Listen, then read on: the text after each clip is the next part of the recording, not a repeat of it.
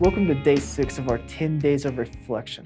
Today's focus is culture change. Now we're going to be discussing the nature of changing culture, but before we get into the word culture, we need to talk about change. So what is change? Merriam-Webster defines change as to alter or to make different. So in essence, change is not necessarily good or bad, it just means different. Things that change, seasons change, people change, our personalities and our beliefs, they change. They're not necessarily for the better, it's not necessarily for the worse. These are just things that happen. But understand, we're not here trying to flip a coin and hope for the best. We're actually trying to engineer change. We're trying to change a culture. Now, how do we do this?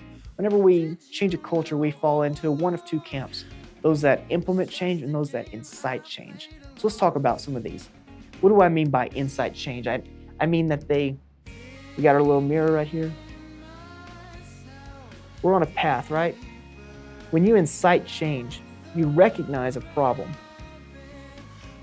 So you incite change, you change the problem. But what have you done now? You've created a new path. Now that path may not be bad, but more times than not, you're focused on the problem. Now what we have is this area of uncertainty. See, that area of uncertainty means that anything can happen in this area because we haven't directed a specific path.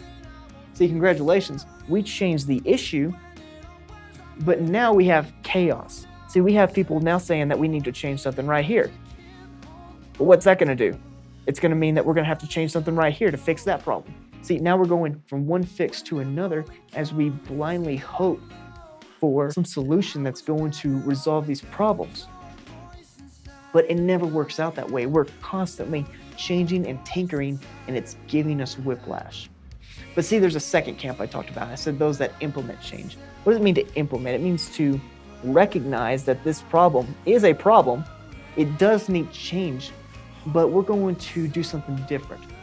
We're going to begin with the end in mind. We're going to say that though there is this problem is a symptom of this problem, which is a symptom of this problem, which is a symptom of this problem. And we're going to systematically say we're going to change this problem. Now what have we done? If you draw a line back to our starting point, we have resolved this issue without creating chaos. Now, there's still going to be uncertainty that looks like that goes further on. It's not an exact science, and then you have this navigational uncertainty where you have this section where we can go any direction, where we might have to rethink or re-navigate or replan a direction. But what we don't have is chaos. See, that's the important thing. See, when we incite change, we make expedient decisions based off fleeting emotions.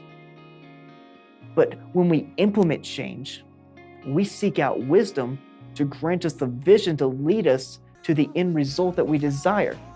And that is the difference between inciting and implementing change.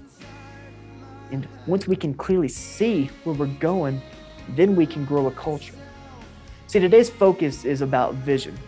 Can you see where you're taking your life?